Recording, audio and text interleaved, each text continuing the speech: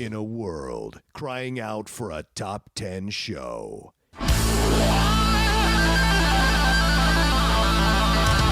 John Roca and Matt Nost are here to bring you the top 10. Take it away, boys.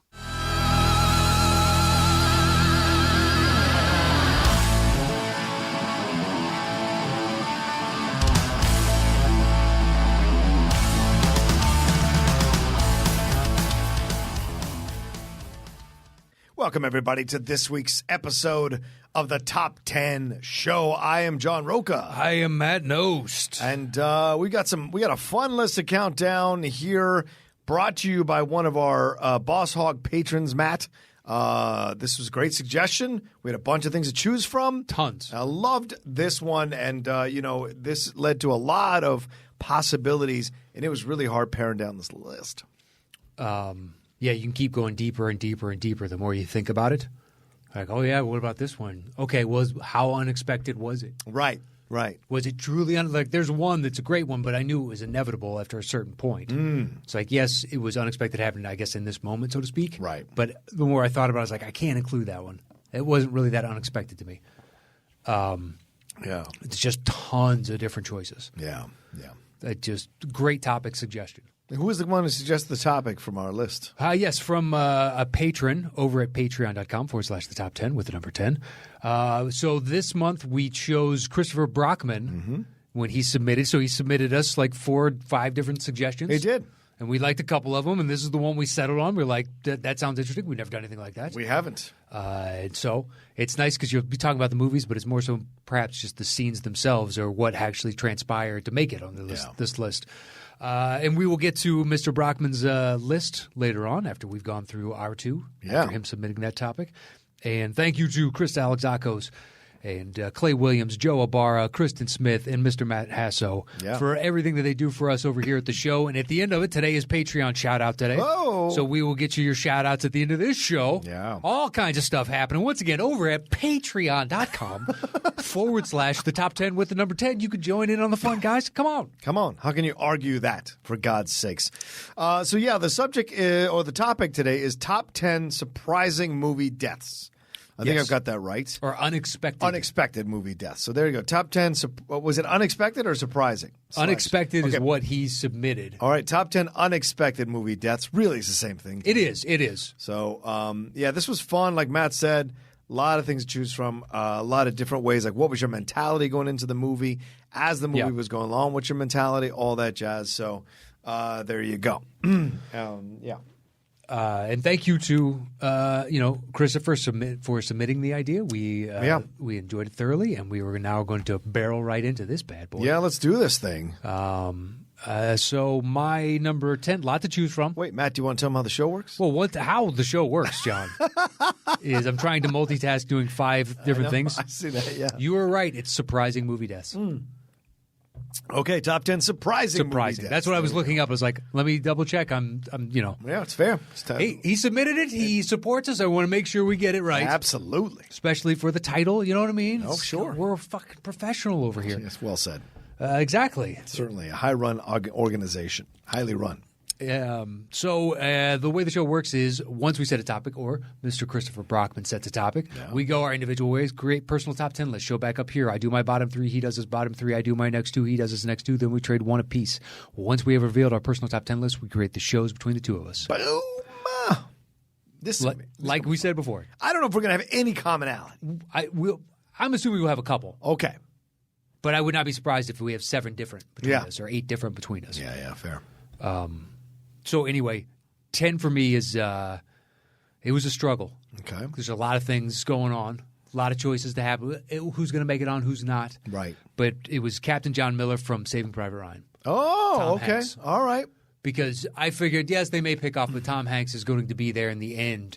And when he turns to Matt Damon's character, Private Ryan, and he's like, earn this. And it has such an emotional impact of we've already seen like Vin Diesel died. Yep. And Giovanni Ribisi died. Yep. They're slowly getting picked off one by one. So who's going to make it out on the other end? And is Ryan going to make it? I mean, that's obviously the point of the story. Right. But you assume the old man, at least I did initially that that it was Tom Hanks. It was Tom Hanks. Yeah. And when you realize at that moment, you're like, oh, my God, it's not him. Yeah. Please earn this. It makes everything else so much more impactful when he finally does the reveal of who he is because he's trying to safeguard that because he wants to go home to the world he's protected and trying to keep safe. And it's just over and over and over again. But in that moment, when it wasn't Tom Hanks, I was like, holy shit. I was expecting, it's not like it's some massive, huge plot twist, Shyamalan style. But you have certain expectations, and the movie has met it by and large throughout. And in this one, you just assume it's going to keep going. You're like, oh, okay. Yeah, I don't disagree. I wasn't 100% surprised, but then again, it was still shocking that they decided to kill off Tom Hanks. You rarely kill off your, everyman leading man. So, and he was the leading man of that movie. Without a doubt. Yeah. And they all defer to him as actors, but within, the context of the story. But you could tell. Yeah. They realize, we're part of an ensemble, and Tom Hanks is at the lead. We're all going to be on our A game. Yeah. And Spielberg's behind the camera. It doesn't get any more, amazing, prestigious than this. Yeah, agreed. All right, what's your number 9? 9 was Private Pile from Full Metal Jacket. Good. That's cool. Okay. Well, nice in choice. that, surprising because the shock of it. Yeah. Totally. You think he's going to go postal full on. Right. The fact that it's Modine, and Modine was kind of one of the few people that stood up for him, and when he had to betray him, in essence, it was like, it's kind of one of those things of when a guy's getting his ass whooped, and the dude that's doing the ass whooping is like, just stay down. Yeah. Just stay down. The dude has to get back up. Right. Modine was trying to do that, you have to play by the rules here. This is a fucking Lord of the Flies situation. Understand what the rules are. Yeah. He's the only one at least attempting to help him. Yeah, because everyone had just kind of given up on him. And then they do that soap party, and that kind of changes everything for Pyle, but you don't know that it's going to lead to that moment. No. And in that microcosm, as I do analysis of that movie now, watching it later, it's like in that moment from the soap party to the suicide is a little window into what sometimes can happen in the world of men. This idea of we're going to beat the sensitivity out of you. Yes. And then even though you're a sensitive guy, but down the road you might snap and kill yourself or kill someone else because we didn't understand how to navigate your emotional journey. So we're just going to fucking overall judge you for it and berate you to the point where you bury it or sit on it until it explodes. Or you learn to deal with it. Not from a soap party. That doesn't help you deal with it. But to hey, you need to fit into you're a square peg. This is a round hole, and sometimes banging with soap will at least get you through that frickin' hole. Yeah, I guess if you're built a certain way. Yes. For other people, I'm just thinking. I know somebody that it was a comic that we all knew, and he hadn't really had a strong group of friends throughout all high school. Yeah. So socially, he didn't know how to interact with large groups of guys. Oh, right. So we all mercilessly broke his balls. Yeah. And a couple guys it was so bad, but it's one of those of we're catching you up on what you should already have a thick hide. Yeah, right, that right. we built up over, I've been called worse by better. And just you need this. We're not doing it out of disrespect. Right. We're just basically catching you up on the previous 8 years you should have had. Yeah, you always had your own soap party on him. Verbally? That's what I mean, verbally. But by the end of it, he was, cool. Breaking ball. I understood. It's look, if I'm taking the time Yeah. to sit here and think about you to come up with an insult, it means I like you. If I don't like you, if I know you and I'm not breaking your balls on some level, certain people you don't do it with. Right. But others you jab in there. Of course. It's like Snyder when we were walking in. Oh, yeah. Just a stupid cut down, and then I cut him down back, and it's just fun. I love messing with Snyder like pieces. Yeah. Yeah, I agree. It was shocking when I remember being in theater when it happened, and I was like, "Oh my god!" And the brutality of the suicide as well, and the way it sprays against the wall, and the blood and the brain pieces or matter or against the white subway tile that's behind him, and Matthew Modine's just completely honest look of shock. You could even do 2 for 1 there. Shooting the drill sergeant was shocking as well. But once you see him take him out, on some level, the first time you see him, he's like, does he go out and take out his other antagonists from this world? And he just, Modine, you're fine. Stay out of my way. I'm taking out, Rascal or Joker or, well, he was Joker. Cowboy. Or Snowball. Snowball, there you go. Nice pull. Yeah. I started thinking because then there's Texas, but the dude isn't from Texas. No. And there's, all that shit. Private Snowballs are. All right, what's number 8? My number 8 is Bambi's mom. From Bambi. Great choice, man. As a kid, I knew something bad was coming. Yeah. But at the same time, it's still like, oh man, really? And boom! Now, years later, so that was there's a change within Disney from the story perspective of more often than not, the mom is dead. Right. Or dies. Yeah. But it's because of Walt Disney, through carbon monoxide poisoning in a house he bought his parents, killed the carbon monoxide killed his mom. I believe that's what it is. And he always felt guilt over that and felt like he's the one that made that happen. Right. It's like, dude, that's impossible to realize. It's easy to me, for any of us to be on the outside, being like, you shouldn't do that. Right. But I can't imagine what that's, So to see him kind of bring that to, on a Freudian level, the screen, now looking back at it, like, oh, wow, man. Was that cathartic? Did this help you heal and grow? And in the context of this kid's movie, that's, you got to grow up, and it's a coming of age on some level of Bambi, but as it navigates the world now without a parent. Yeah. It's like, it's a fucking brutal movie for a kid's movie. Well, it ended up becoming a blueprint because, like, through even through the 90s, while Disney had passed on, still had the mom, being dead or not part of the world for a long time. Gone or whatever the case is. Yeah. It was a consistent theme within Disney. Certainly. Said it early and often. Yeah. All right. My number 10 is Scatman Crothers in The Shining. I thought about it. It was very close. I mean, this one. You want to know what's surprising? Yeah. Out of nowhere. You knew he was probably going to die. Right. Well, yes and no. Like, you knew something was going to happen. Was Danny going to save him or not? Yes. When he was walking down in that kitchen. And can his Shining do anything in this situation? Right. Maybe it could tap into a power of, since it's this fucking psycho, kinetic, whatever the hell it is. Yeah. I knew he was dying. Okay. Just, you can't come in this late in the movie and then suddenly you're going to swoop in and be the hero. That's not going to happen. But the way in which he dies. That's what I mean. That's what's surprising. Surprising, yeah. It is. Him swinging that axe out of nowhere and then right into his chest. Oh, it's and brutal. you're just like, oh my God, no. And Danny's reaction to it as well. The scream, the silent scream. Yeah. Oh, it's so good. Dude, so when we went to Barcelona. Yeah. We went to this place, but it was closed for the day. And we're like, what else is it to do? And I looked it up, and at the basically one of the colleges, they were having a Stanley Kubrick from his estate. They have a moving exhibit. So it happened to be in Barcelona, so I went to see that. And all the Shining stuff was so fascinating to me. That's probably my favorite of his. Yeah. But to see the maze, to see the actual typewriter with some of the pages in it, or the sweater, the rocket sweater that Danny wore, and all these little oh my God, this room is creeping me out. This is so incredible that you made this piece of art. Yeah. And the fact that Stephen King disowns it. I don't know if he full-on disowns it, but he does. Yeah. He hates it. It's the worst. I know he hates it. Yeah. But it's like, damn, dude, that's until it. Yeah. It's tough for me to find. Well, I would say Dead Zone's I like Dead Zone as a good interpretation of his stuff. Christine, I guess you could take or leave. Depends. Or Cujo, maybe. Yeah. But they're fine. Yeah, but Stand By Me's good. Stand By Me, Needful Things. Shawshank Redemption. Shawshank. Yeah. Yeah, you want to go short stuff. story. Yeah. Then you got Green Mile. Yeah, better reactions there than the longer ones. So, yeah, I get your point, definitely. All right, my number 9 is Vincent Vega from Pulp Fiction. Okay, solid choice. I was so surprised. I mean, it's John Travolta. It's his comeback movie. He's cool as shit. And then out of nowhere, he comes out of that toilet, and there's Bruce Willis with the machine gun, whatever, and does him in. And I'm just like, what just happened? And then, of course, you find out, that it's all out of time and out of joint.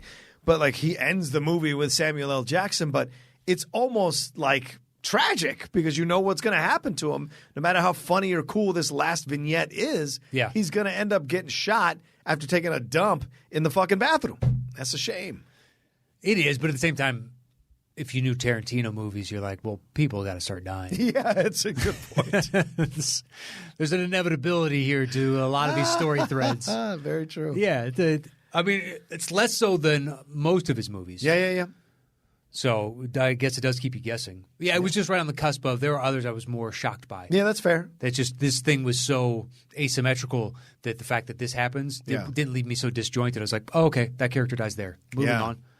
For me it did because I'm a massive Travolta fan. So having him like die in that moment, I was like, what the fuck? So pretty cool. All right, then my number 8 is Kevin Spacey in L.A. Confidential. Good choice. Yeah, this is one that came late as I was building the list. Okay. And I was like, oh, wait a minute. Oh, right. And he is, he's just sitting there having that conversation with James Cromwell. And the whole time, you're not sure if you like Kevin Spacey's character in that movie. Yeah, he's playing both sides, kind of. And he's kind of an opportunist, and he's like about, making the money and blah, blah, blah. And then he has that crisis of conscience. And he's like, no, I want to actually be a detective. I want to stop being made fun of for being on that show. Because, right, that makes sense. Yeah, you're popular and you're famous to all the outside people. But in your own crew of people, you're an outcast for doing that kind of shit. Yeah. You're fodder for being made fun of. So he's like, no, I want to work on this case. Get my credibility back a little bit as a cop or as a detective. And damn, it leads him into this moment with James Cromwell. He's making him tea. Cromwell turns around and just boom, boom. And you're like, fuck. I was just shocked. I remember being shocked in the movie theater. And then Spacey does such a great job. Look, I know he's persona non grata for a lot of people, and I respect that. But this performance is what I'm talking about. And him doing the short breaths as he's dying, genius acting. I've never seen that before. And then saying the Rollo Tomasi thing, genius. All of it. Just genius. If you could just sum it up, it's genius. Small moments mean a lot, and they convey to me a real actor, Yeah. It's weird that you're going to have to do that caveat now with him. Yeah, it's every time. It is. But it's he like brought it Mel on Gibson. himself. He brought it on himself. He did. Yeah. I'm not, neither of us is apologizing for him or his actions or anything that transpired. Mm-hmm. It's just, it's going to come up. Yeah. The guy's been in, him and Mel, especially for guys of our age. Yeah. Just like, unfortunately, he lives in a certain part of my favorite movies. It really sucks. Yeah, agreed. Thankfully, Bill Cosby did no good movies. Don't have to worry about that at all.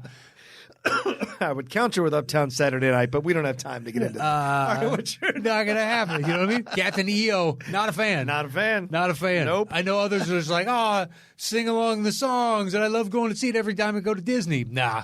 I've seen it a couple times, and it was just as mediocre, if not worse, the second time than it was because at least I was a kid on the first one. Yeah. But even then, I was like, I don't like this. Yeah. What are just you doing? Dumb. What are you doing in this, Joe Pesci? All right, what's your number 7? 7 is Wash from Serenity. Oh yeah, I think if I had watched the show and was a fan of the show, the death would have affected me because people were super pissed that they did this to Tudyk. That's the thing. I had watched the show because there was so much. You got to see this. There was only one season. Really sucks. And I got to it a few years after it had been off because somebody handed me the entire season on DVD. So I watched it and I was like, wow, they were right. That was really fun. Yeah. And then finally, it became one of those things of movies could get made if enough of a groundswell because of the internet. Yeah. Enough people would be like, I would go see this. And they built fervor for it. So they make it. I was excited at that point. It's like, this is awesome. If this is even remotely profitable, they can make a second, a third. And when he finally has his demise, you're like, that was one of the most normal relationships in all of this. Yeah. And you've taken it away and just, I'm a leaf on the wind. Yeah. As he's expiring. It's just a beautiful callback within the dialogue of him earlier almost, trying to navigate the plane and all that. But he got there, everybody's safe. And he is a leaf on the wind. Like, ultimately, that's his job. He needs to get them there safe. Himself as well, if he can. But primary concern is I got to get them there. Yeah. Fuck, man, when the camera pulls back a little bit and there's just some, like, metal hunk coming through him. And you're like, oh no. Yeah, that one got me in the theater. What's your favorite part of that movie? Do you have a favorite part of that movie? I don't know, because when I go back to favorite parts, it's from the TV show. Okay. I really like this scene. Now, knowing with the budget of the movie they had, I'd love that scene even more. Right. If they did it with this kind of budget. Can you imagine just cleaning up these effects a tiny bit? Yeah. Or adding a little bit more to this world, but... You're just shocked. Because you're like... Because I watched the movie without having seen the series, but I knew I knew he was a revered character from a lot of people. Yeah. So them to make that decision, because 2 people died in that movie, to make that decision, Oh yeah, him and Preacher. Right. To make that decision, you're like, oh shit. Like, why?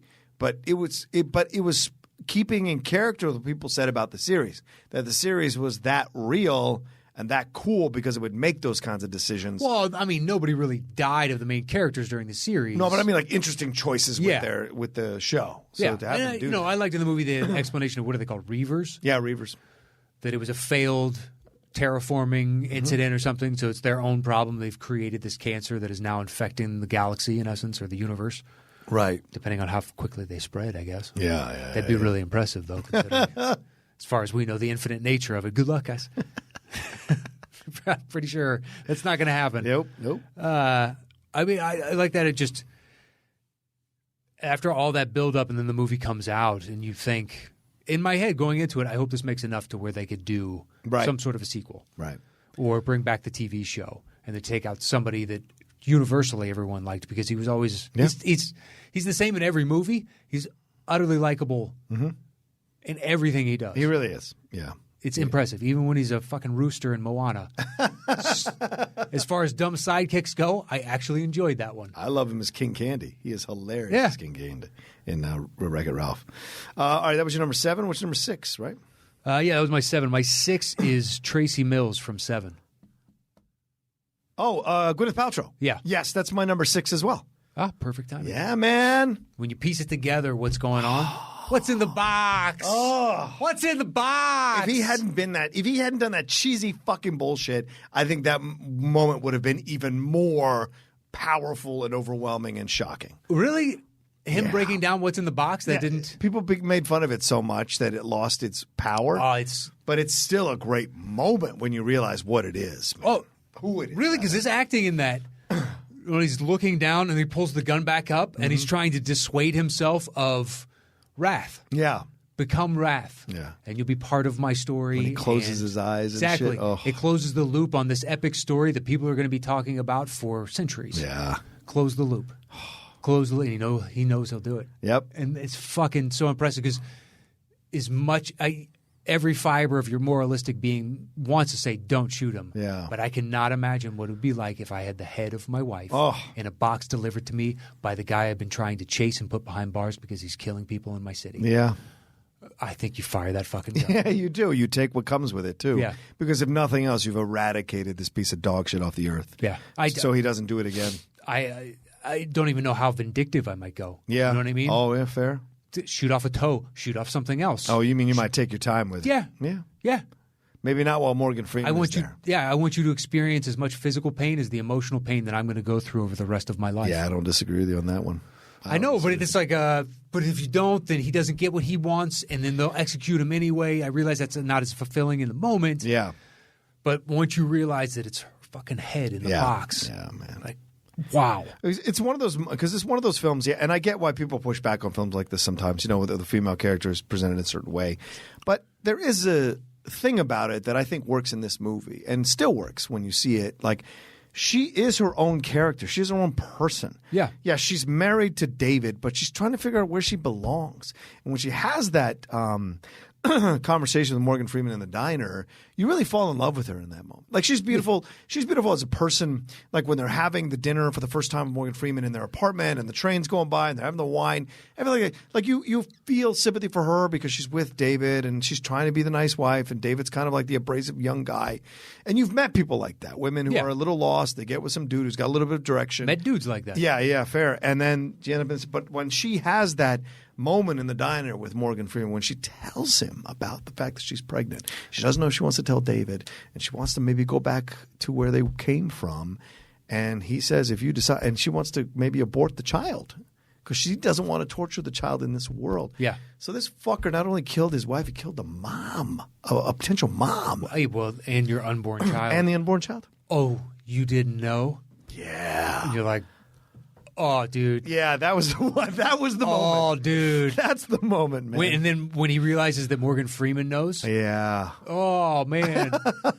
Okay. I changed my mind. Never mind. That makes sense for him to go, God. It does. Well, just then, it's the look in his eyes because they're quivering. Yeah. And he's trying to, his whole world has unraveled right before him that quickly. Yep. And a future that he didn't know was taken from him as a child. And because he thought that he had the upper hand.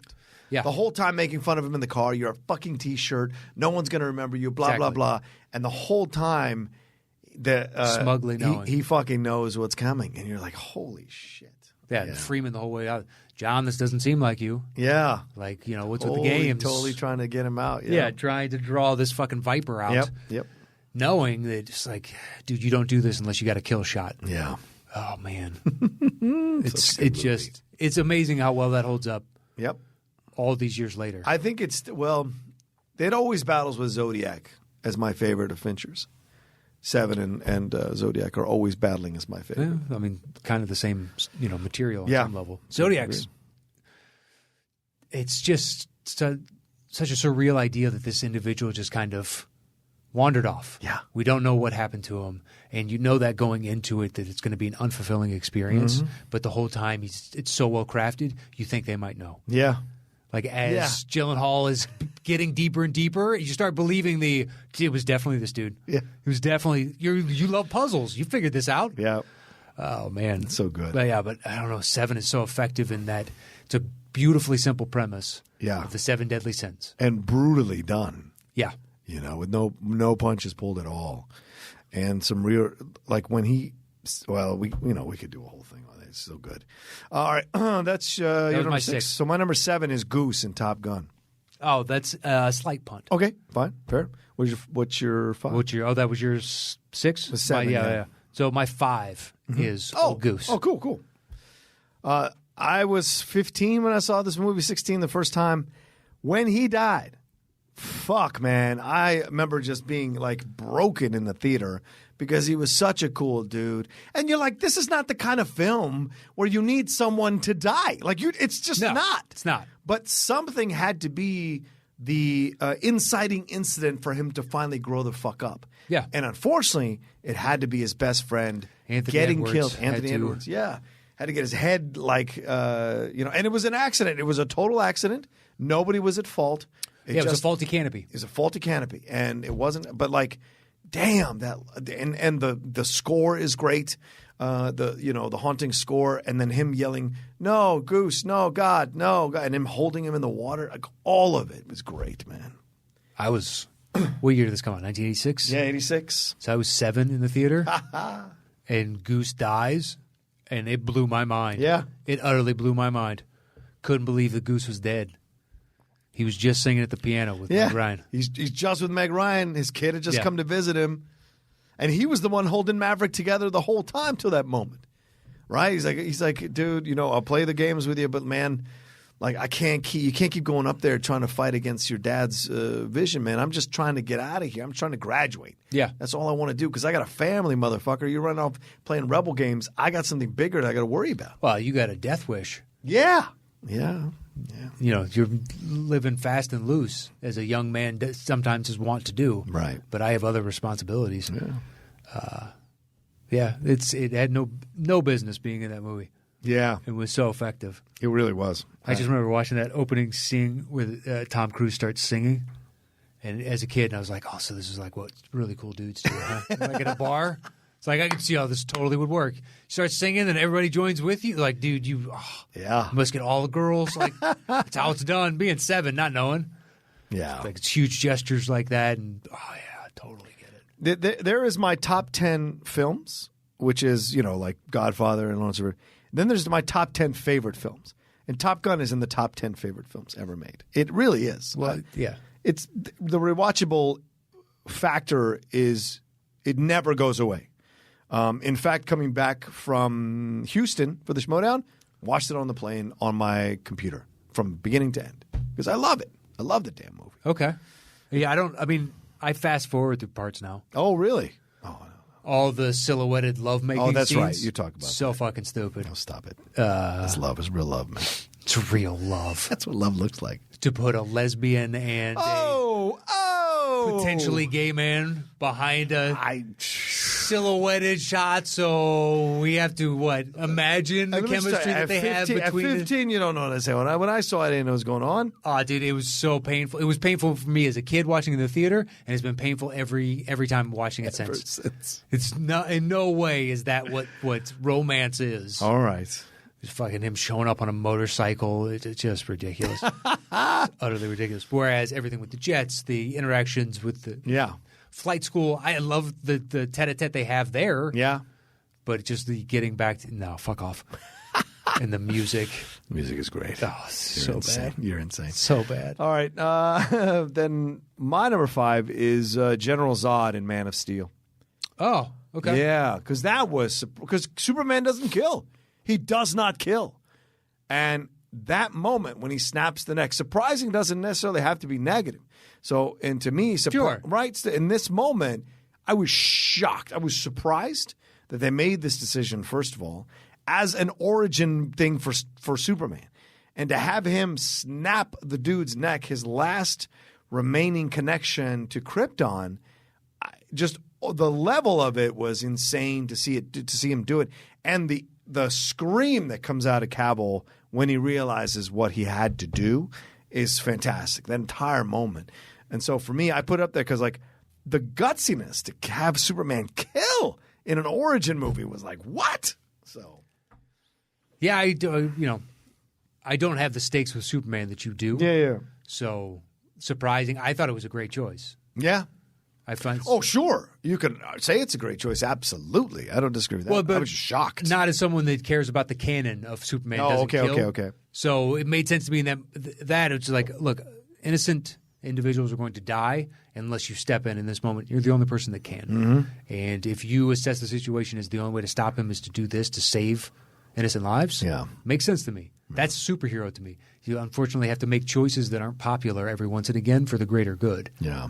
You just hope that the greater good is actually the greater good. True. Very true.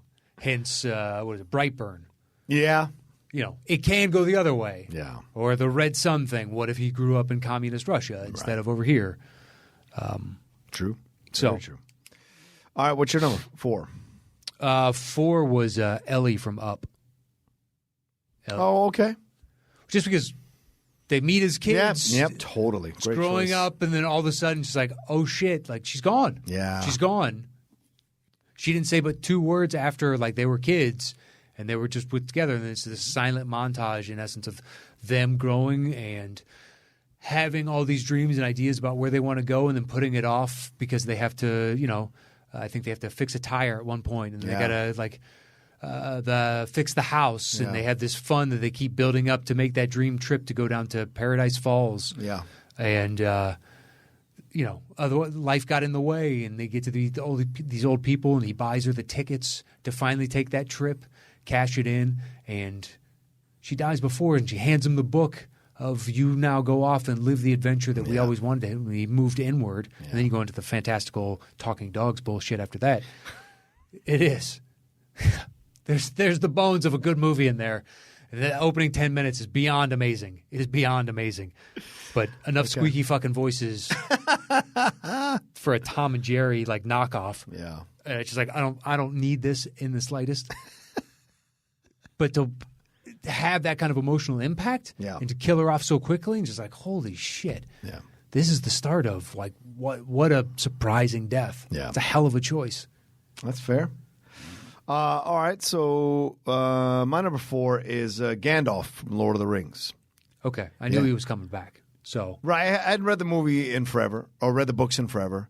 So when he dies, I was shocked. I just didn't remember, and the way he dies too is just incredible. Him just hanging, because you think he's going to handle this thing. You shall not pass, the whole jam, and then when he climbs up and he goes, "Fly, you fools."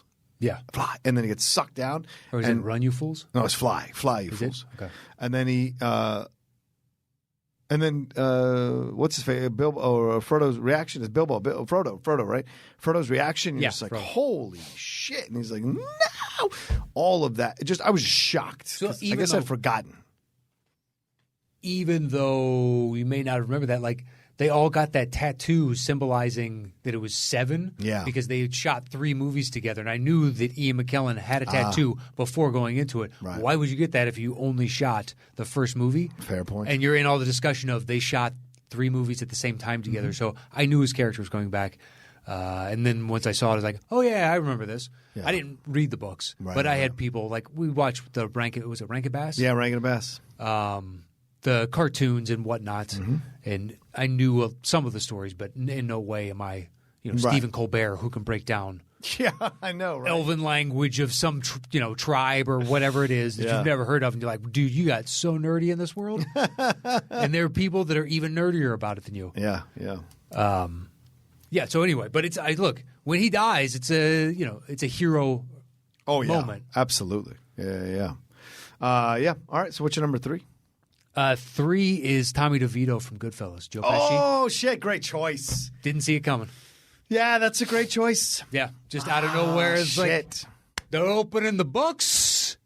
Listen, they got to trace your family back to the old country in Sicily. Yeah. And my mom, from Henry Hill's perspective, he is half Irish, half Sicilian. Yes. So he'll never be made because you can't track the full Sicilian heritage. Right.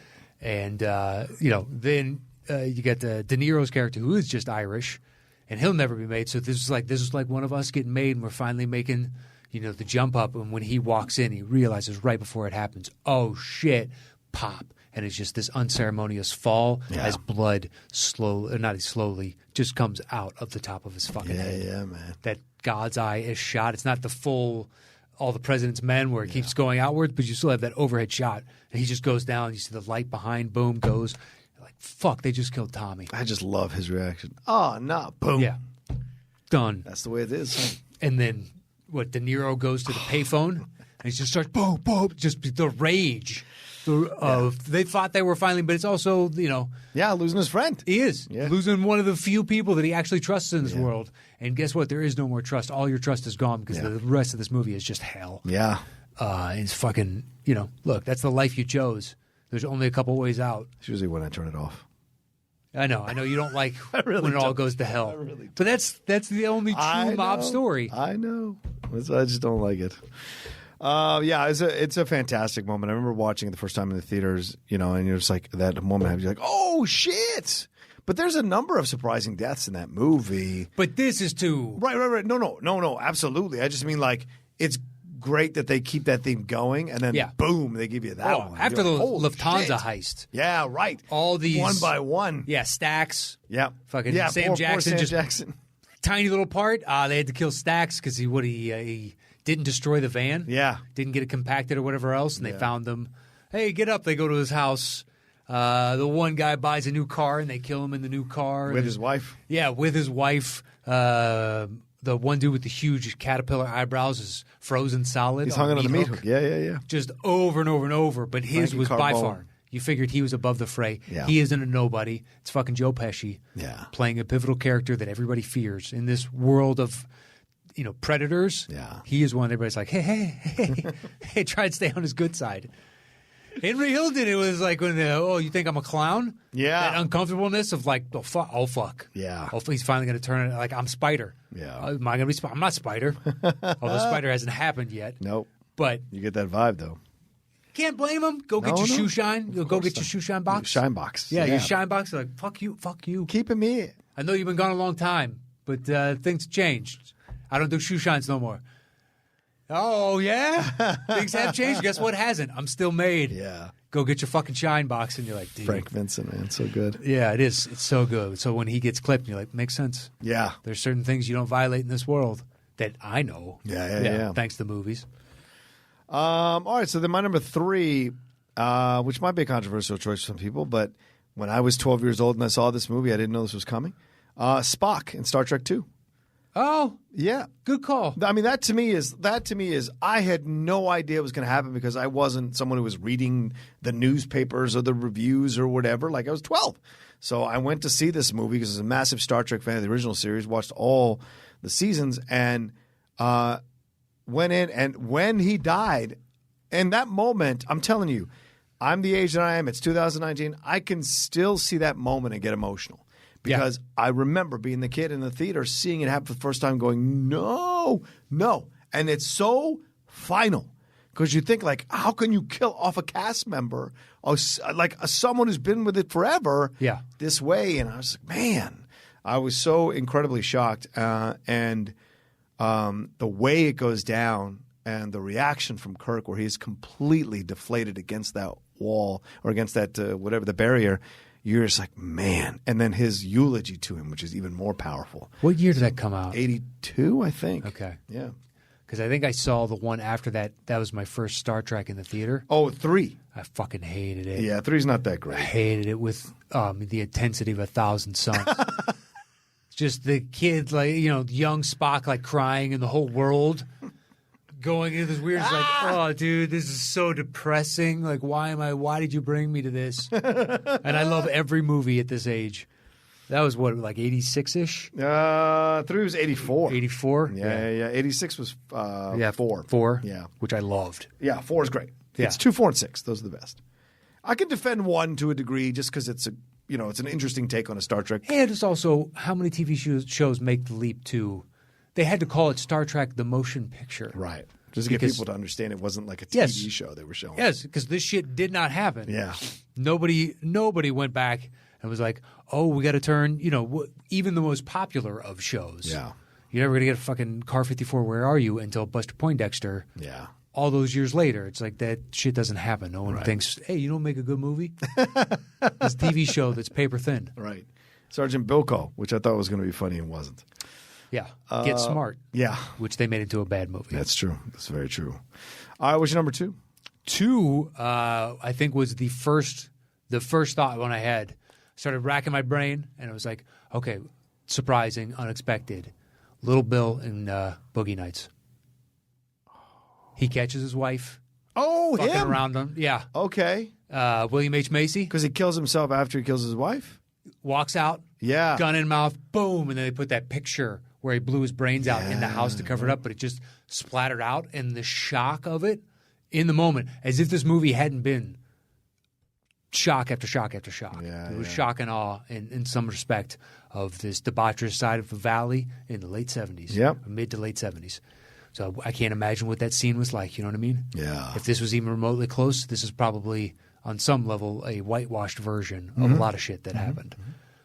Because we didn't even see like the organized crime element that was part of that world for a long time. Right. There had to be all kinds of nefarious shit going on the outskirts of this. Yeah. When you're making money doing this, it attracts the worst type of people. Yeah. And I know that from distinct experience. I am just assuming from afar. Now they make even more money, so it's probably cleaned up in almost a lot of those regards. No more organized crime. I'm sure they still have a finger in, a couple pies around here, course. but not fully clutching the pan. Yeah. Like they once were. Like they did in the times past, yeah. Yeah, but I mean, after the indignity of having seen his wife having sex out on the driveway in front of all these people. And like being emasculated by his wife, like over and over and over again. And finally, just when he snapped, it looked so crystallized and real on his face when he looks just straight away, puts the gun in his mouth. But of course, there's no other option right now. Yeah. It doesn't take time to think about it because there are no more thoughts. His life is over. Yeah. But this is what he allowed, on some level, himself to become. And it's fucking brutal. Yeah. It was the first thing I thought of, and it was like, Little Bill, when he kills himself, man, that stuck with me. That's a strong statement. Okay. I respect that. Damn. Yeah. All right. My number 2 rather, is Obi-Wan Kenobi in A New Hope. In Star Wars. It was close, but at the same time, when he gives a preamble of, if you strike me down, I'll become more powerful. And I was like, oh, okay, well, he's not going to die. Well, for me, it was like, wait, what? Wait, why are you saying? And then boom, it happened. You're like, oh, shit, no. I remember like, because I didn't see it in theaters. I saw it on CBS or something like that. And I remember. Oh, for real? Yeah, like Movie of the Week or whatever it was. I can't remember the first time I saw it. Oh, yeah? Okay. Because I remember like reacting, jumping up and down on the couch when it happened, like that they killed him. I was just wow. Like, what? No, I was an emotional child. I'm sure not a shock to you. But there's a reason. Yeah, but there's a reason. That movie is unlike any other movie in the entire cinematic history. Yeah. It has spun its own billion-dollar industry that we all will happily go see numerous times. Yeah. Even if they keep putting out subpar products, then in our estimation. Yeah. By and large. I don't want to speak directly for you, but if memory serves, Rogue One. Yeah. And I like Rogue One. Sure. And I like bits and pieces of some of the other stuff. But it hasn't been as successful for me. But at the same time, you could spin off like Mandalorian. I'm looking forward to it. Yep. I have nothing but faith. The next Star Wars to come out in a couple months. Yep. Looking forward to it. Yeah. They're already doing the good. reshoots. So we'll see. I hope that Reshoots works out. saved Rogue One. Yeah, they did. So as possibly, I would love to see what the original cut was. Sure, but we'll see. I liked what we ended up with. So perhaps I don't disagree with you. Yeah, it's good stuff. All right, so what's your number one? Number one is Bing Bong from Inside Out. Bro, I was so close, dude. So close to putting it on the list. I mean, I realized before it was going to happen. Yeah, that's why I didn't put it on the list. Well, I saw it coming, but I'm not denigrating. Obviously, But the thing is, it's not like I guessed 40 minutes into the movie. Right. Oh, he's got to go. Right. It's just after the first, two failed attempts, and you're like, well, okay. Yeah. I've watched a lot of NASA stuff and read a bunch of rocket science stuff, and eventually it's payload. It's just in my head watching this ostensibly a child's movie, but it's more so. I think that one's more so for adults. Adults and teenagers, and knowing it's fucking payload. You gotta reduce. We've seen it like how many movies where they're in a helicopter and be like, dude, we got to start pitching stuff out, or a cargo plane. Yep. You got to start pitching stuff out, and knowing if we are going to clear this bar, we got to reduce the amount of cargo that we have on here. Yeah. Bing Bong has to die. Wow. And then when it's just take her to the moon for me, it's like, motherfucking Bing Bong just died. Don't lose your shit. Don't lose your shit over this imaginary character in a fictitious world. So good, man. It is so good. Oh, man. I went back and forth on whether to put it on the list because it was like it's an animated death, but I was also like, but it doesn't matter. It carries the weight, does. And I should have. And I was like, I should have. And I was like, well, I kind of saw it coming. So, blah, blah. With these other ones, I don't think I saw it coming, so I didn't have an issue with that. But like this one, yeah. I mean, think about it. He when it starts to happen, you're like, oh no. Exactly. Yeah. Even though you knew it was coming, that kind of makes it even more impactful. Yeah. Like there are others, the Halloran that you brought up where he gets axed. Yeah. Even if you don't know that was coming, that's a secondary character that you don't really have an emotional connection to. So it's shocking, it's surprising, it's unexpected. But this is like, for the vast majority of the audience, my guess is they didn't guess that Bing Bong was about to die. No, of course not. And even, knowing made it, I think, a little bit worse because you don't want to see it. The inevitability of fate. Yeah. Good point. Yeah, he's now relegated to the forgotten zone and he dies. It's like, oh my God, Bing Bong. I never really had an imaginary friend as a kid. Yeah, neither have I. Yeah. R.I.P. Bing Bong. Nobody in my family did. Oh, yeah? Yeah, none of my brother or sister. I don't recall having had an imaginary friend. Uh-huh. Interesting. Yeah. Did you know a bunch of kids that had imaginary friends? No, I can tell you offhand, I don't remember. Maybe one. That's how I feel. Somewhere in the back of my mind, I feel like there's probably one kid who had an imaginary friend, or I heard about him having an imaginary friend, but there was no one that I knew that I consistently hung out with that would speak to an imaginary friend. Yeah, I remember. Me either. Yeah. It's brought up as one of those like, oh yeah, kids have imaginary friends. Yeah. And yet I'm struggling to recall. There has to be. I'm the same way. There's got to be somebody. Yeah. Maybe they brought it up in passing once, but I don't remember anybody like having full conversations and shit that you see in movies and whatnot. Yeah. Even if it's a little kid like it was for the little girl in Inside Out. Right. She's still having conversation on some level. It's true. Okay. So my number one is Leonardo DiCaprio in The Departed. Okay. Because I did not see that fucking coming at all. Really? At all. And the way he kept avoiding death, I was like, he's got him. Because I hadn't seen whether it was based on the Korean film that was based on. Infernal Affairs? Yeah, I hadn't seen that, so I didn't know this was coming. And so when the elevator door opens and he's survived it all, he's got Matt Damon in tow in the handcuffs, this motherfucker is going to get it done. And then poof, from a nobody, from a fucking secondary character, James Badge Dale, shooting him in the fucking head. I was mad, dude. and shocked. We both watched The Wire. I'm not going to say what happens, but there's a character that gets taken out by a nobody. Yeah, a nobody. Yeah, and I only recently just watched The Wire, so like. I don't want to. I want people to still go back and watch it. Yeah, exactly. That when that moment happened, I was mad at my girlfriend for not having told me how that moment was going to go down. I was on either season. I was in the midst of watching the show when someone revealed that to me. Because the guy that gave me all the seasons, and I was like, I'm not kidding. I was staying up till 6, 7 in the morning. It didn't really matter, because I wasn't getting home till 3 or 4. Right. But I would watch 2, 3 wires and be like, I have to go to sleep, even though tomorrow, unless I have an audition, I don't have anything to do during the day. But I don't want to get in the habit of staying up until 7 in the morning. Right. 4 in the morning somehow doesn't bother me. 7 seems ridiculous. Extreme. Just ridiculous. It just. I barreled through. I did it like every night. There were a couple of nights where I was up till 8, 9 in the morning. Wow. Like, sun was coming up. It's like, I'm watching another one. Yeah. Like so much so it pissed me off when they started changing the theme song from season to season. Yeah. I was like, no, I want season 1. And then eventually you're like, okay, what are you guys doing this one? But I do experience it all so quickly. Yeah. And then when it happens, it's like, fuck. I like the Russian one. That's my favorite. But in Departed, yes, it was shocking to me, but at the same time, it instantly confirmed, well, of course, more than likely, in the real world, bad is going to succeed just as often as good. How often does good succeed? There's a lot more motivation for greed and whatnot on bad side to corrupt individuals. Well, and some people try to include the Matt Damon death, but I'm like, that's not shocking. He had it coming. The Martin Sheen death is shocking. That's shocking. Yeah, that's the 1-2 combo there is shocking for me. DiCaprio and Martin Sheen in that movie, especially because Sheen dies like right in front of DiCaprio, like literally splats right in front of him. He comes in as basically his surrogate father. Yeah. That's what he's been to him on some level. Mm-hmm. Mark Wahlberg's there to crack the whip. Yeah. And Martin Sheen, he's good cop. Yeah. Mark Wahlberg is bad cop. And good cop, and it's like he needed an ally in this, and that was his ally. And to watch him just get mowed down. Yeah, that one was. Yeah. But this one does it because I just like it's just so out of the blue. It's just so out of the blue, and it's by nobody of significance. And you're just like, damn, and then kills Anthony Anderson as well when he comes rolling down.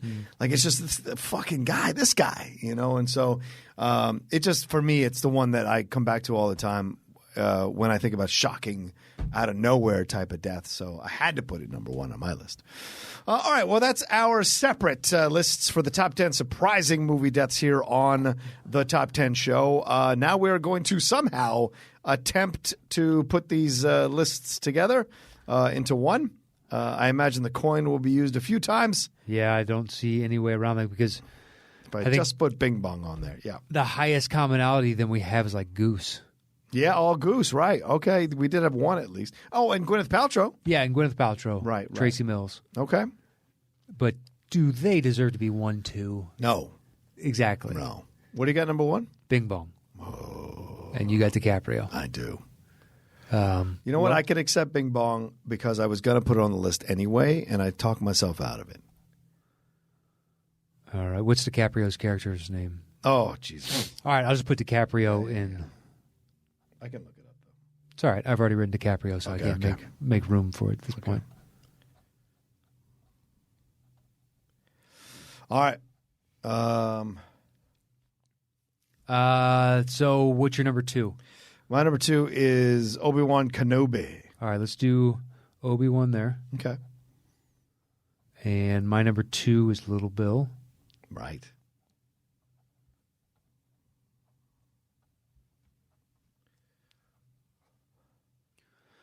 What do you got?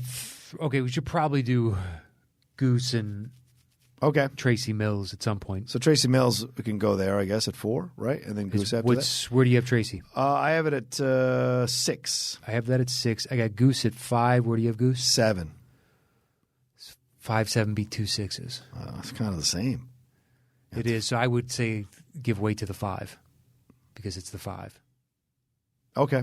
The Goose one? Yeah. Oh, no, that would be Tracy. Goose. Yeah, you're right. Goose, right? Yeah, Goose. Okay. I mean, to me, it's like, Yeah. I'm not going to fight on that. All right, what's your next highest? I got my 3. Okay, I got my 3 too. It's Spock in Star Trek 2. All right, I got Tommy DeVito and Goodfellas. All right, we got to flip it. I think this might be the first flipperino. We've both been very diplomatic thus far. Yes, we have. It is Superman versus the Queen, and I appreciate that I am the Queen. I'm going to keep that joke. See if I can do it. Don't you worry, you can joke away. There's a lot of ways to go with that. I was anticipating something, got nothing. I move right forward with this. See if I can do it with this busted digit. Okay. There we go. It flipped around. What do you got? That is Soups. Soups. I think it came up Soups last time. You might have your own weighted coin. Come on now. Don't be ridiculous. Listen, you can have it. Okay. If it comes up Soups next time, then we have questions. then we got a problem. And I'm okay with that. We have a perfectly weighted coin that we have used numerous times. But that's a perfectly weighted coin. It is not. We have not established that. We established that with Matthew Hasso, who said that it's a perfectly weighted coin. Listen, I'm not going to say that Hasso is not a man of honor. But I feel like you're insinuating he isn't. Until I see it, I can't just take it on your word. Right. This is vitally, stinking important. I clean it up now after I've already dropped two or three F-bombs this show. What, are we flipping again? We might. You never know. That's why I brought it up. No, wait, no, we're not flipping up again now, right? I just want to see what happens. Oh, Jesus. I just want to see what happens. All right. Wow, look at that, Superman. Oh. That is Well. What's it like to be on the other side? Okay, so last time Superman was facing up. It could also be the way you're flipping. I'm flipping pretty decently. This busted digit. I don't know. It is, it's making rotations in the air. We'll do Queen on top this time and see what happens. All right, that hit the chord, but it's still Superman. Okay. I'm telling you, man, this thing is all Soups. We'll do Queen again. He loses 1 foot coin roll. Now it's Superman. Wow. It's the way you're flipping it. Let me see. Let me try. Go. I feel like it's the way you're flipping it. Even when you did that, Superman. Hold on. Go ahead. Let's see this. It didn't rotate in the air at all, and it's still Superman. It's the Queen, right? Is it? Okay, that's what, no rotation. That's what you need for me to win on this. There we go. That's a good flip. We got a Queen. We got a Queen. So that's 1 Queen out of 9. That's 1 out of 9. What do we talk? That didn't rotate at all? What did we land on? The Queen. See? Yeah, those two don't count. There you go. That's something. Superman. Superman. That's the Queen. All right, I'll take you on your word. That's fine. Yep. So that's 2 for 10 out of the Queen-ish. That's Superman again. Superman again. That's Well, the Queen's still landing. That's 8 for 11 on Superman. Yeah. Superman again. That's 9 for Soups. Superman again. That's 10 for Superman. Pretty sure this coin is not weighted properly. Here we go again. Hasso. And it's Queen, but that didn't really rotate much in the air. There we go. That's a good flip. Good flip. And The Queen. all right, that's the 3rd or 4th Queen out of like 15. That's a Superman. We can do this all day. I'm going to be saying Superman more often than not. I love this visual for an audio podcast. We got a Queen. That's I don't know. Someone keep tally and let us know on Facebook.com/groups. That's a Queen. / the top 10 show. That's Superman. Do one more. What do we got? That hit the chair. It's a Queen, though. Tally that up, someone out there, please. Even though we're asking post-fact, let us know on Twitter at mattnost.com, or not mattnost.com, at mattnost or at The Rocha Says, or go to Facebook.com/groups / the top 10 show. Jesus Christ. I think we found out this coin is bogus. How am I out of shape from just flipping a coin? Jesus Christ. I got to get in a gym, man. All right. It's a great question. I will honor the first flip because we did not know. Okay. Spock from Star Trek 2. Even when look how he's like, I will honor the first. I'm just saying, I could say that those results were invalidated. You could. I could, and I'd have a legitimate case. I would have had a legitimate case weeks ago. Anytime I said there was no rotation, it literally went up as a saucer and landed as a saucer. So those do not count. Right, those are not legitimate flips. Fair. All right. So when you know the tally individual, take that into account. Because if I don't like the number, I might come back and check it myself. Tommy DeVito would be number 8. Okay. What's your next highest? For Gandalf, Lord of the Rings at 4. Okay, I got my 4 Ellie from Up. You want to give me Ellie on this one, and since you just got Spock on the shenanigans. It's not coin. shenanigans. Shenanigans coin. I will be the gentleman here and give you. Of course, I love the pause, the air of dignity that you're giving the proceedings. Absolutely. Looking down your nose at your laptop, making no eye contact. How dare you? It's dictatorial at best. I love you stress the dick part. Well, you got to get the diction of the sentence is very important. I shall concede your Ellie. It was Ellie, and then I'm sorry. Gandalf? Gandalf. Yeah. Although I kind of want to put General Zod on there, but all right. I feel like let's put Zod on there, man, because like you said, it's in the story that he's going to die in that moment for Gandalf. So, and that was Man of Steel. Yeah, Man of Steel. All right, we good? We are good. Let's do this thing. The top 10 surprising movie deaths. Yeah. At number 10, General Zod, Man of Steel. At number 9, Alien Up. At number 8, Tommy DeVito, Goodfellas. At number 7, Spock, Star Trek 2. At number 6, Tracy Mills, Seven. At number 5, Goose, Top Gun. At number 4, Little Bill, Boogie Nights. At number 3, Obi-Wan, Star Wars. At number 2, DiCaprio's character in The Departed. Departed. And our number 1 top 10 surprising movie deaths is... Bing Bong, Inside Out. I don't know how that got to be number 1. Oh, my God. There it is. Good list. So we've got Mr. Christopher Brockman's list. Oh, yeah, let's take a look at that. Our amazing patron that supports us over at the Top 10, patreon.com/the Top 10 with the number 10. Hell yeah. Christopher says, there are undoubtedly some glaring omissions from my list and maybe a cheat, but here it is. Okay. How do you have a cheat? There's a lot of deaths to choose from. 10 is X-Force minus Domino in Deadpool 2. Okay, that's cool. Sure.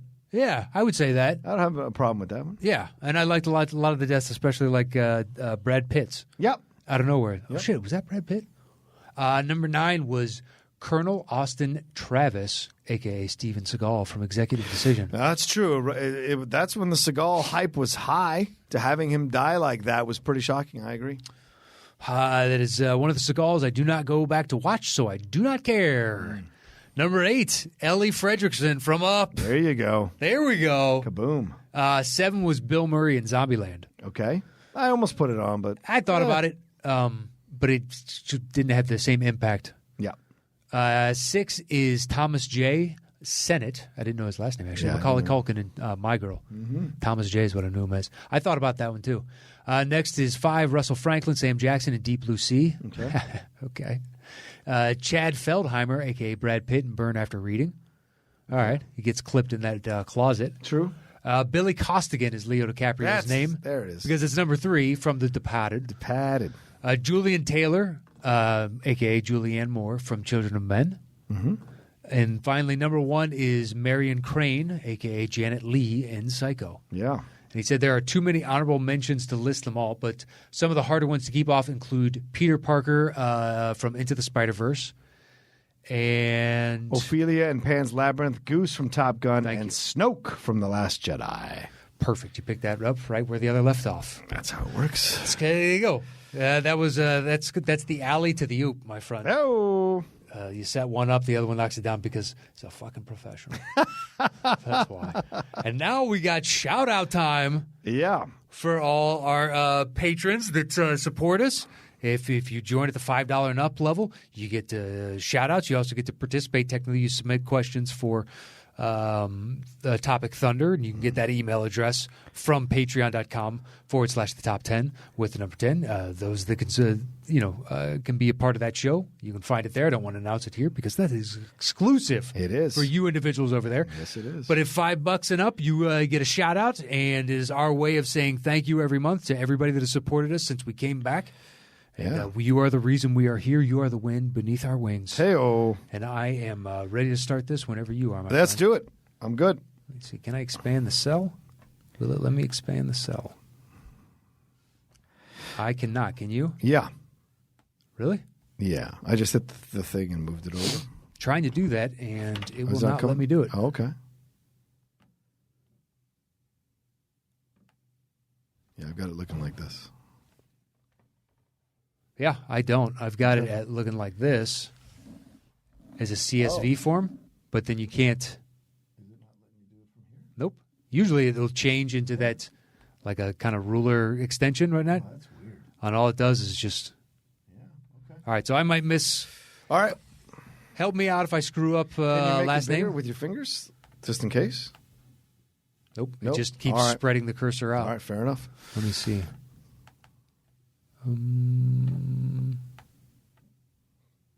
Let me try. We are experiencing technical difficulties. We are, Please which stay just on the sucks. line. If you can't do that, I'm at 2% on my computer, too.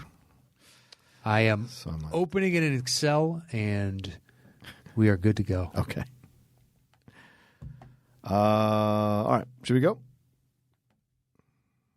Do you want me to start? You want to start? Go for it. Okay. Matthew Hassel, Christopher Brockman, Andrew Hayes, Andrew Nally, Corey O'Connor, David Mitchell Baker, Drew Enns, Jonathan Carroll, Mackenzie Horner, Mike Barrington, Stephen Anderson, Wiley Todd, Willie Logie, Christos Alexakos, Eric Grebner, Andrew Marker, Andy Tan, Angela Dashner, Anthony Casanova, Ashley Prowse, Ben Cartwright, Bernie Knapp, there he is, Billy Gilliams, Bobby Carney, Chris Lemke, Clay Williams, Drake Fromsdorf, Ellis Menchaca, Eric S. Scott, Frank Montoya, Jeff Kelly, George Menchaca, James Leggett, Jason Bradshaw, Jeremy Metz, Joe Farrelly, John Dowse, Joseph Burtwhistle, Josh Westitz, I think, Josh Mabry, Johanna Linavirta, Keith Fitzgerald, Kevin Fuss, Kevin Hills, Kristen Kurtz, Lawrence Witt, Louis Berrigan, Mark Fawcett, Mark Menchaca, Matt Hall, Mitchell Brill, Niall Blackie, Paul Cree, Rice Seaborn,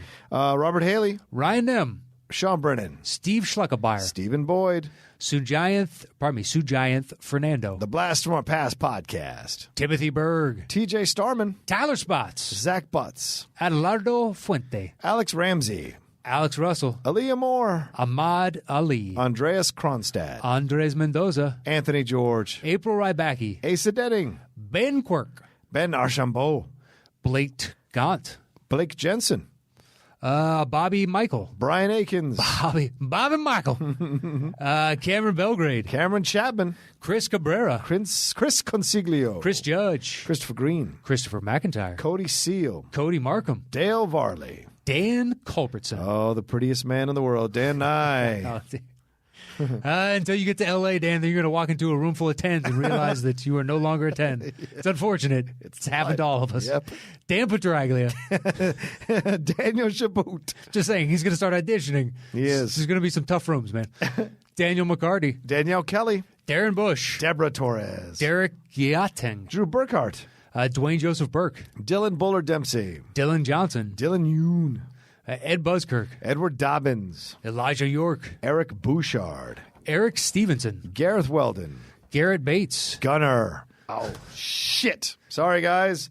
My thing just went out. Here, I will bring around to you.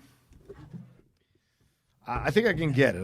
You're pull good. it up? Just give me just a Well, unfortunately, I am tethered on this mic Yeah. to the. I can unclip.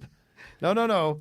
It's just a simple clip. I just have to find the email that has the thing on it, and then You know, we I flip will the bring points it some up. more. Let's see what we come up with. Let's get this No, tally you're back gonna up. get me in trouble. Let's get this tally back up. All right, Queen is facing up and go. Oh my god!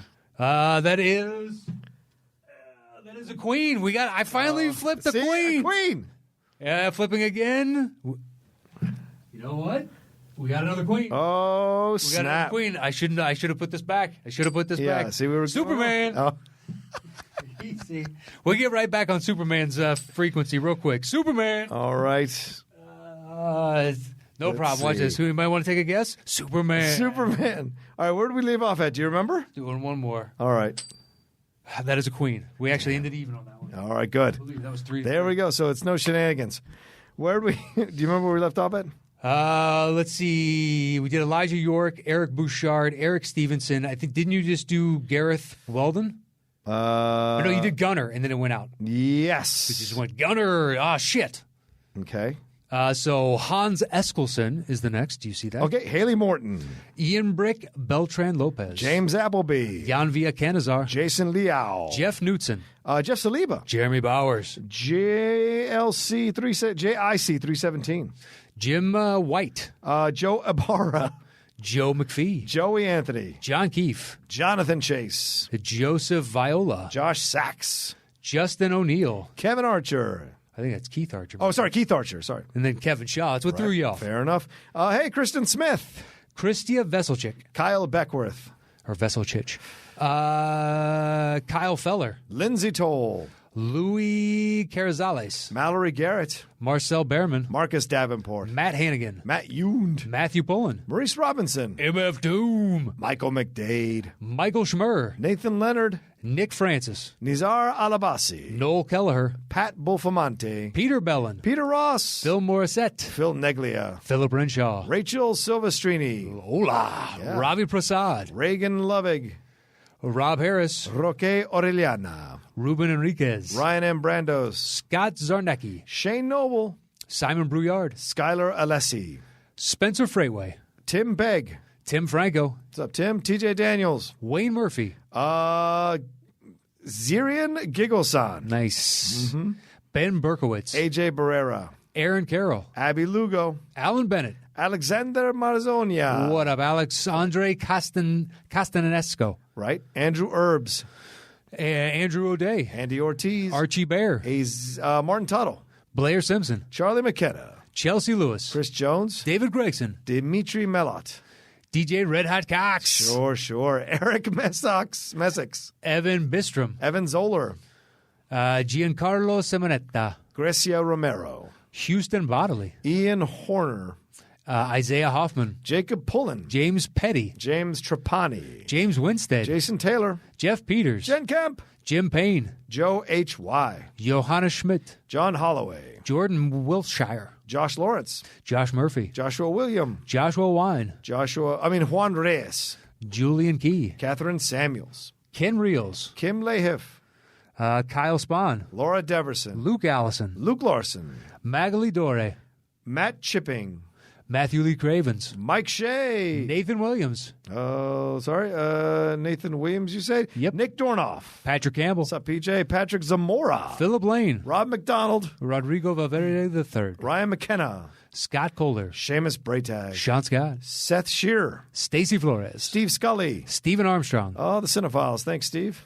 Thomas Price, Thomas Streeton. Thorsten Amuller, Timothy R. Williams. and finally Will Morse. Yeah, that's it. Well, thank you so much to everybody who is on this list and is riding and dying with the top 10. It means a lot. It does, and occasionally we get tweets from people and be like, "Hey, I had to drop out," and then 2 months later we get a tweet, "I'm back in. I went even higher." And other people like, it's fluid. It's support what you can. If you can't financially support, then we appreciate you listening to the show. Yep. Or give us a review somewhere. Shoot us a tweet. Whatever you can do to interact and help us basically spread the love of this show. And that's what I'm going to choose to call it. The love of this show. I like it. We appreciate all the support that we get, but to our patrons, we would not be here doing this. We would not have come to all these cities or have all kinds of different extra shows and whatnot for you if it weren't for the support of those individuals that from day one said, please start a Patreon. Yeah. We would love to support you. So if you're listening and you like what you've heard and you want to choose a show, you want to jump on the relist, you want to listen to the Topic Thunders, hit us up at patreon.com/the top 10 with the number 10. We appreciate everyone's support and we thank you eternally. Yeah, absolutely. I echo everything Matt said and more. You guys have been amazing. Thank you so much for riding and dying with us over the last few years, and especially jumping from format to format, how we're putting this thing together and still building it, so it means a lot. And we got more to come. More shows and all that jazz, more ideas down the road. So thanks so much. That's it for me. Do you want to follow Matt at Matt Nost? Yeah, follow me at Matt Nost and John. At The Roca Says. And until the next time, this is the Top 10 Show, and we'll see you soon.